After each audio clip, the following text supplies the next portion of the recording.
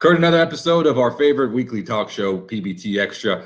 Today's topic, Dallas or Miami. Both teams have struggled pretty early this season. Which team do you think is more likely to turn it around?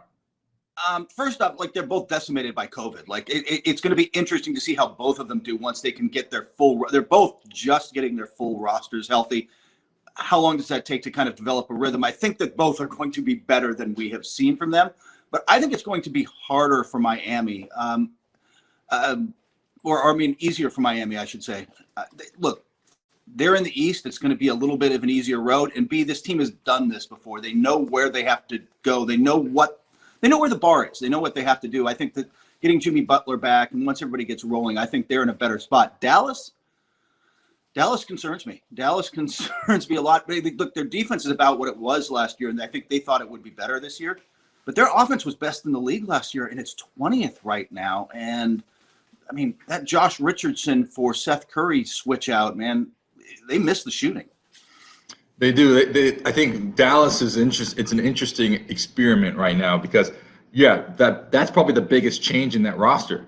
But you see last year's success versus this year's success. It's been a dramatically different story.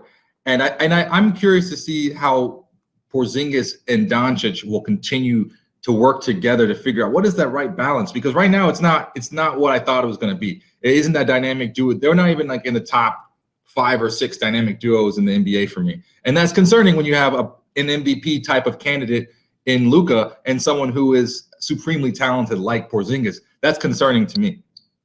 Yeah, Luka definitely came in, look, a little heavy, little heavy legged. It wasn't Luka to start the season. He's starting to round into that form, but the consistency is still not there, right? They're just, some nights you're like, oh yeah, that's Dallas. And then the next night, they're not that team yet. And part of that's Luka, but part of that's been the role players around them being up and down and out of the rotation. Like you said, now they're getting guys back. That'll help. They've got Maxi Kleber back and everybody's back in the rotation. Brunson's back, but I'm with you. Are their role guys good enough, Corey? Are their role players the guys they need?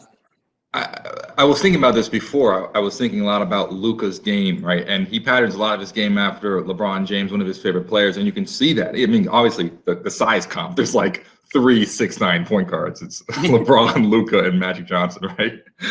But it's funny because Luka's game, he can go one-on-one, but when he drives and he's always looking to dish, when he hits that open guy, they're not knocking down shots from deep.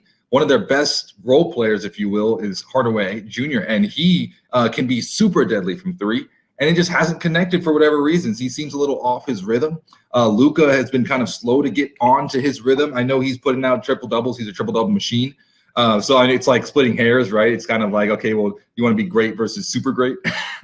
But sometimes it does feel like Luka is like, okay, first half doesn't really go his way, or first quarter, he only has 4 points, 7 points. And okay, well, for Luka, that's not that magnificent performance we're looking for. And then he tries to get other people involved and get them in their rhythms, and they're not hitting shots. So it's like, okay, well, Luka's not in his rhythm. Everyone else around him's not in their rhythm. That's not a good, and then Porzingis isn't helping you out and taking the game over. So that is like, I don't know where to start with that problem. So I think the only way to do is just stick to your plan, stick to your guns, and play through it.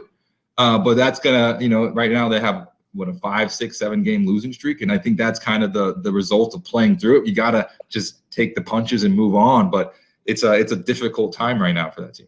Yeah, it's 6 games in a row. They've lost, and they've got some tough ones still ahead on the schedule coming up.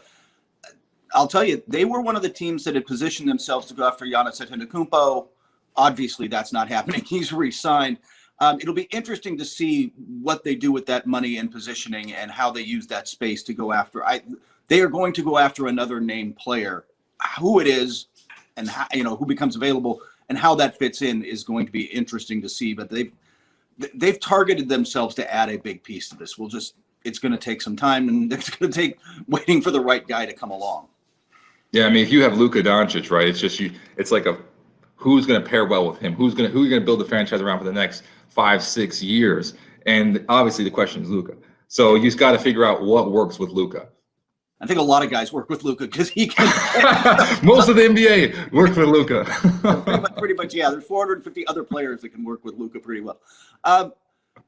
Hey, Dallas is not in the top 5. I'll just give you a preview. Dallas not in the top 5 in our NBC NBA power rankings this week. But let's go down the top 5. Actually, you know what? An honorable mention at number 6. We got to mention them after their big win on Tuesday night. The Brooklyn Nets. Brooklyn Nets offense is incredible. Their defense was bad. Frankly, they gave up 120 defensive rating to the Clippers. They're not defending all that well. Is that going to matter? No.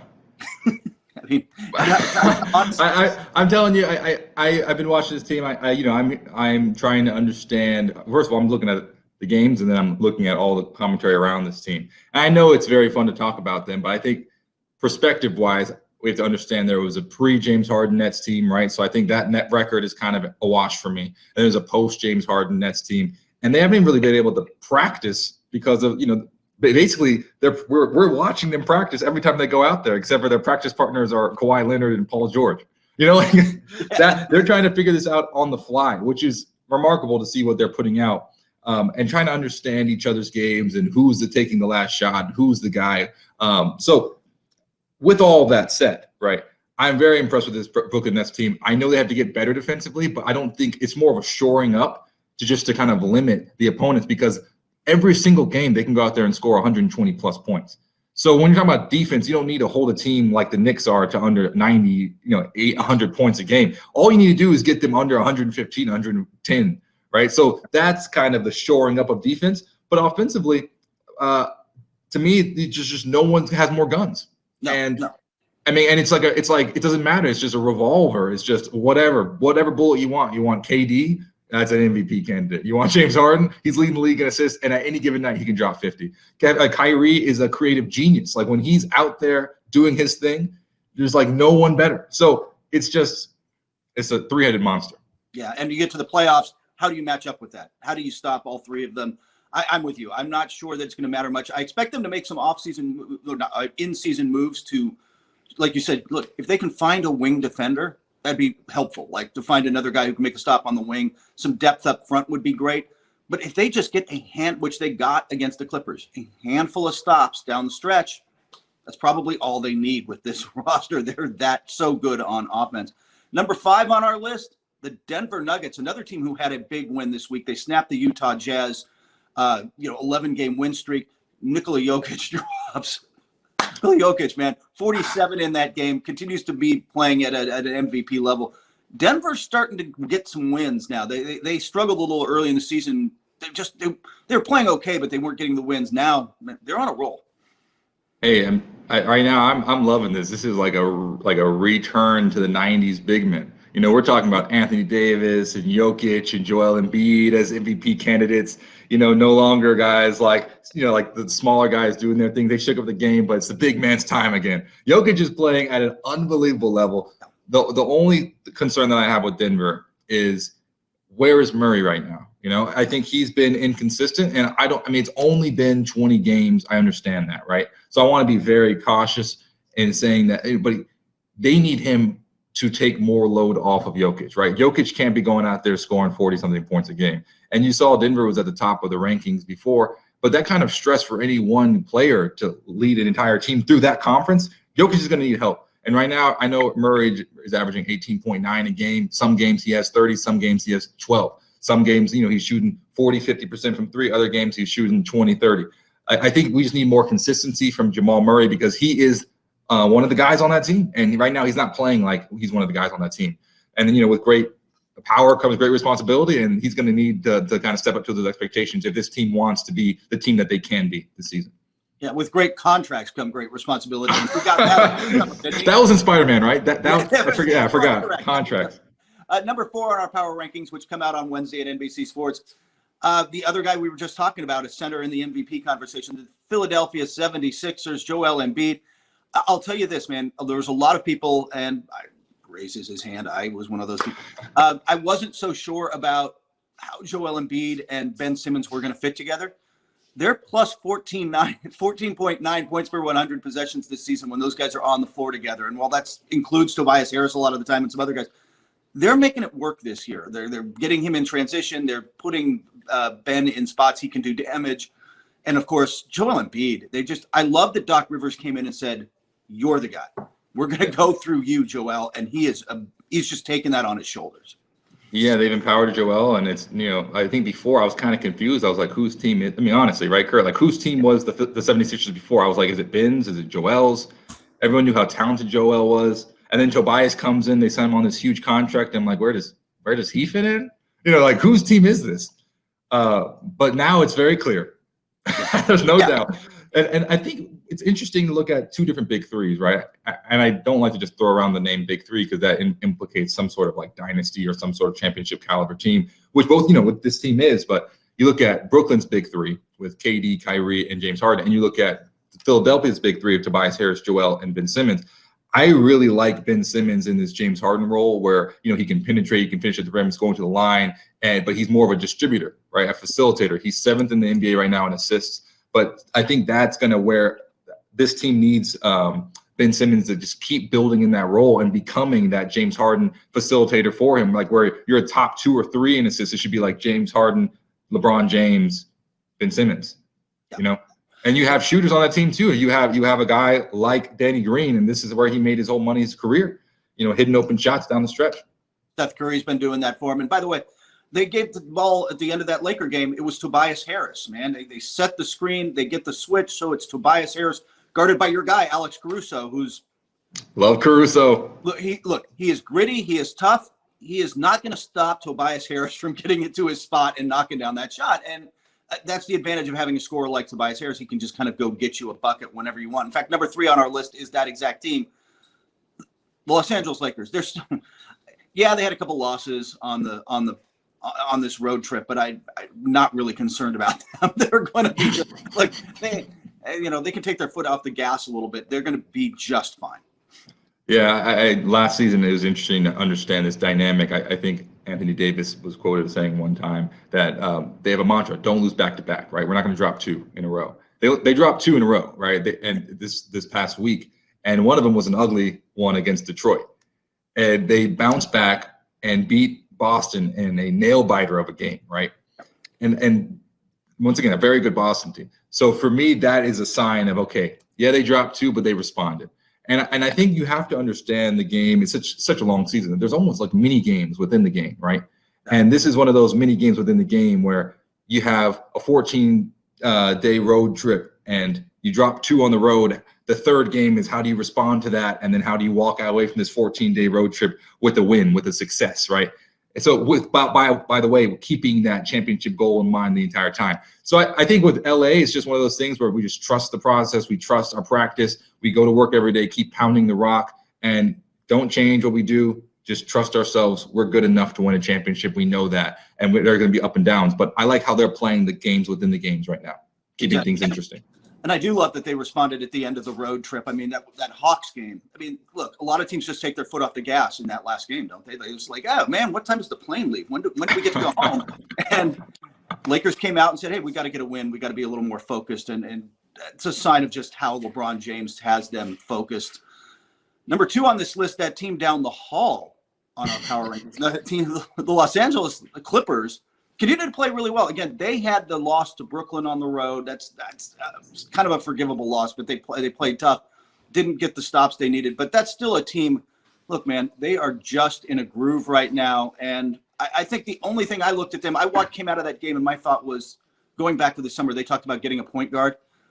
They get out of their offense at the end of games. It's all about, Kawhi Leonard and sometimes Paul George having the ball in isolation. They just need a point guard, I think, who can get them to run some sets late in games, just a more traditional guy, because that Reggie Jackson creates for himself. And then when they get Patrick Beverly back, he'd help defensively, but he's not a classic set you up kind of point guard. But aside that, I'm not, look, the Clippers are fine, man. Yeah, the Nets ran away with that on a late run, and that was all she wrote. You're right, and it's interesting, like we talked about before, with the Nets, they have so many weapons to close out games, and the Clippers, you have 2. I mean, Kawhi is one of the best closers in basketball, and Paul George is, MVP player. Like, so you have 2 great players as well. But you're right. I think they just need to figure out how do you close games.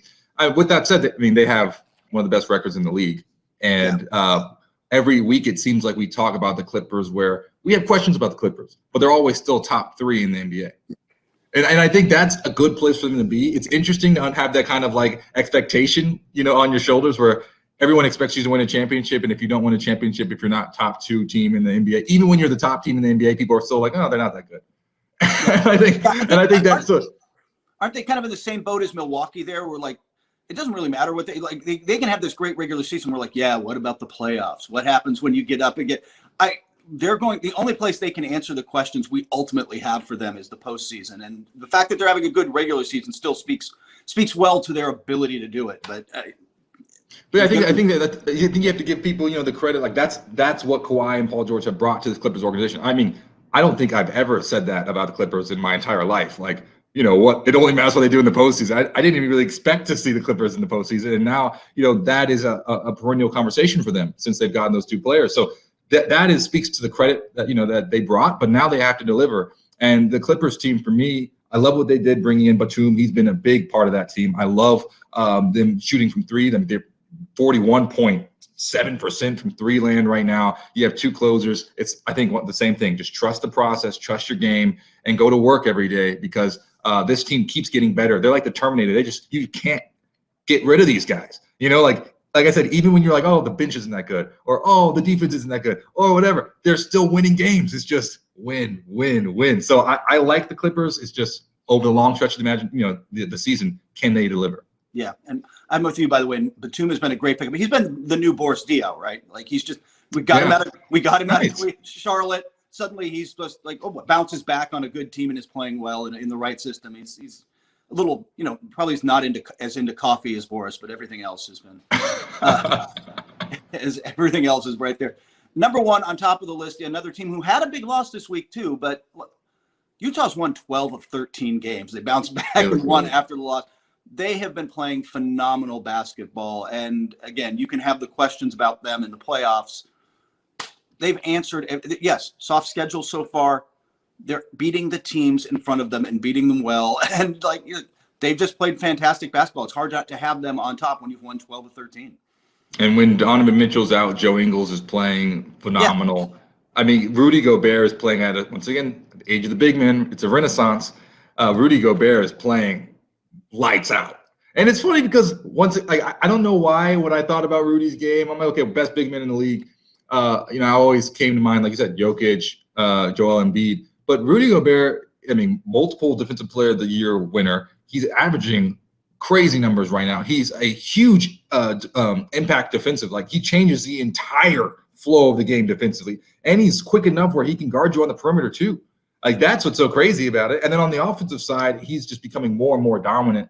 And I absolutely love what he's doing. Mike Conley looks like a great pickup for them as well. Jordan Clarkson is leading the NBA right off of the bench and scoring. I mean, they are a tough team. So they can continue to just win games and like we talked about, play the games within the game. Just how do you make these little like road trips? How do you make those successful? How do you stay focused on these week in, week out basis? This Utah team is really dangerous. You mentioned to me that's the biggest difference between them that last year and this year. Mike Conley. Mike Conley got there last year, dealt with some injuries, never really fit in. He was going to be this point guard to take them to the next level, and he didn't. He is this year. He's back to being pretty much an all-star level player. And when Mike Conley's firing like that and you have a pick and roll option besides just, hey, Donovan, go get us a bucket or, late in the clock or late in the game, that second option and him just, again, organizing them, getting them into an offensive set and getting good looks has been huge for them this season. So, yeah, I think that they can sustain this pretty deep into the playoffs, but that's, again, that loss to Denver reminds you, hey, they've still got some questions to answer to. Yeah, but Jokic had to put out 47 and 11. That's what the biggest takeaway for me. I'm like, oh man, to beat this Utah team, Jokic had to score 47 points. Yeah, like they're really good. They're really good. Utah's legit.